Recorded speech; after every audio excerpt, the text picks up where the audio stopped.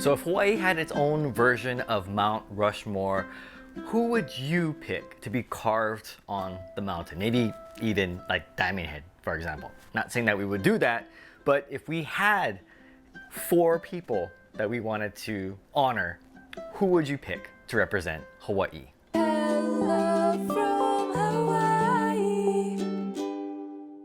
Now, believe it or not, I've been thinking about this for years. And so here are the 4 individuals I would pick to be on Hawaii's version of Mount Rushmore. King Kamehameha. Now, obviously, Kamehameha the Great has to be on this list. I mean, it's pretty incredible what he attempted to do. I mean, never have airplanes or motorized boats, so if you want to go from island to island, brother, you have to paddle. And with how the politics were back then, with all these rival kings, it's no wonder it took so long. But I just wanted to point out a couple of things that really make him noteworthy to me.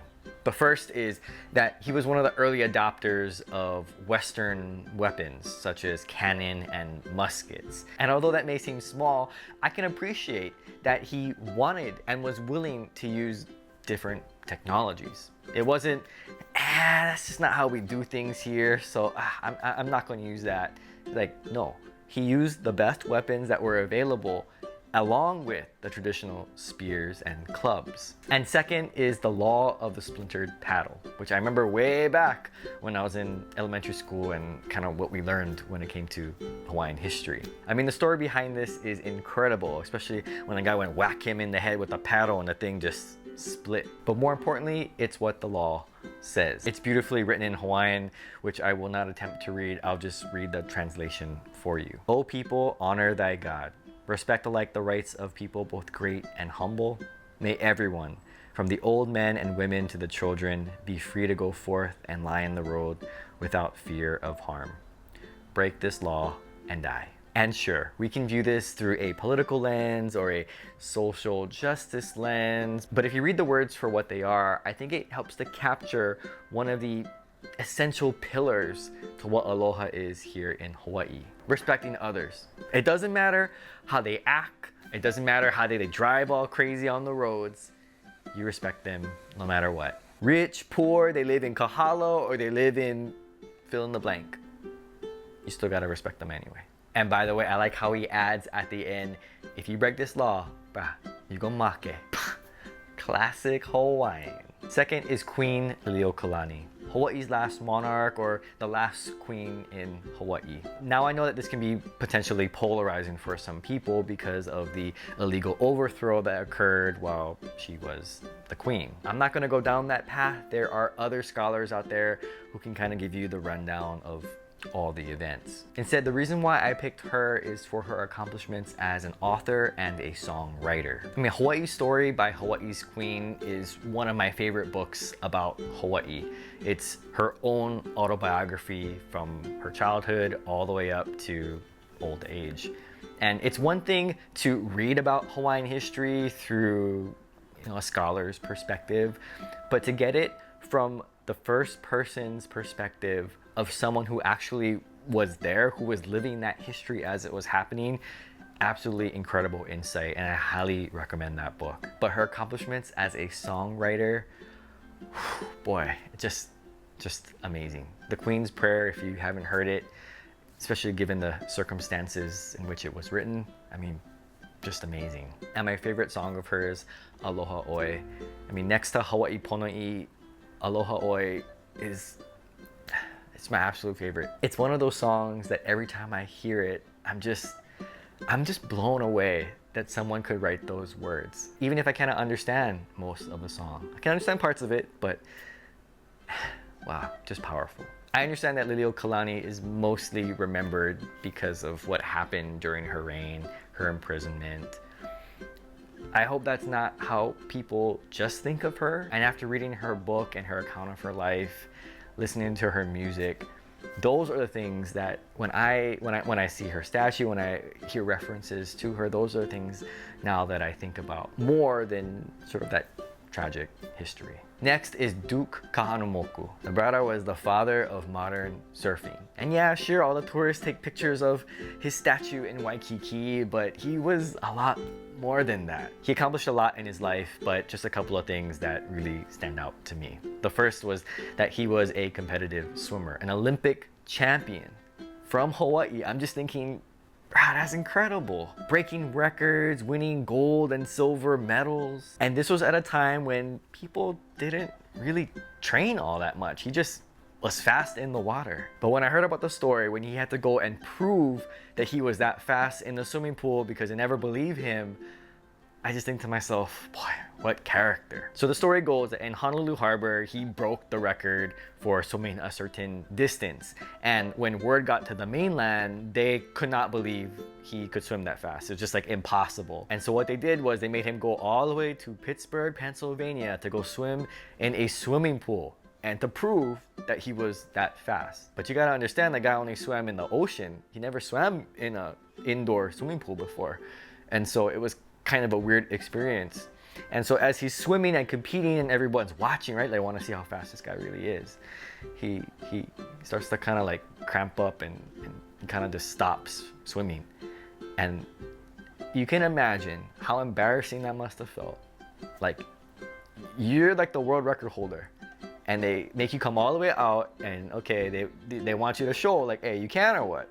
And so you go and you just, it's too weird. It's too much of a foreign experience that you can't even finish the race. And I'm thinking probably was small kind shame, right? At least a little bit shame, but that never stopped him. And to me, to be able to turn that around is the heart of a champion, because you're not gonna win every single time, right? It's how are you going to react in adversity, in failure? What are you gonna do? You gonna run? You gonna blame other people? Or are you gonna turn around and say, you know what? Let me show you the best I got. The second thing that stands out to me in his life is that he was able to be an ambassador of aloha before that term was even a term. I mean, you gotta remember, it was back in the early 1900s, so it's not like they had too many Hawaiians flying around or boating around the world. But you got this guy who's amazing at swimming, amazing at surfing, and he's going around and teaching surfing and doing exhibitions, and they don't know what he is, right? Like, he's obviously not white. He's kind of dark skinned, but he's not black. Maybe Hispanic, but they don't know, right? It's like this kind of like other category that he's in. But it never seemed like that bothered him. It just seemed like he continued to do what he was called to do, like whatever his purpose in life was. He didn't let his Hawaiian heritage hold him back. Like, it was never a liability for him in sports, in Hollywood, in whatever, right? Like, it just never seemed like, oh, I'm not look like them, I don't look like them, so oh, I just cannot. And so Kahanamoku is one of those people I wish I could have met. I wish I could have seen compete, but I just love to talk with him to see how he was able to do what he's able to do. And number 4 is Daniel Inouye. Yeah, I know, we named the airport after him, although I'm probably always gonna call it Honolulu International Airport. That's just me, but yeah, we named the airport, you know, after him here on Oahu. But he would be my number 4 on this list. Amazing, decorated war hero, successful long-time politician.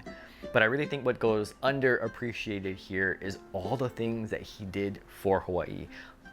Probably a lot that we will never know, and generations even further in the future are never really gonna understand. To me, the biggest accomplishment was that he was able to be the chairman of the Appropriations Committee, which is a huge deal. I mean, how you get one McKinley grad, he is in charge of the most powerful committee in the Senate. How can? And he was even number 2 in line for the presidency. After the vice president, it was him. I mean, how is that possible? And I think his legacy is more than just the airport. It's one of the things that him, along with Akaka and others, I really appreciate the work that they put forth through when Hawaii was a territory moving into statehood, and all the things, all the years of the decades of work that they put in, because that's how we got stuff. Like, we're so far away, we're so isolated, and yet we were able to get a lot of federal funding for projects and military funding and things like that. It's like, how you think we got those things? Now, of course, I'm really curious what other names people could come up with if we did have our own Mount Rushmore here in Hawaii. For me, I tried to get a good, well-rounded group, you know, like definitely some important historical figures from the past, as well as some more modern contemporary people that I think have done a lot for the state. One of the things that I think it's important to remember is that we haven't been a state that long, that Hawaii itself is not that old. So I hope that we don't forget the people that have helped build it. And it's not just the people that we see today on social media or on television. They're not celebrities or other people. A lot of people that have set the stage for us, that really laid that foundation, they're all gone. But just because they're not here and they don't have 1 million followers on social media doesn't mean that their impact and influence was not great. So let me know what you think in the comments below. Thanks for watching, and aloha. Hello, hello.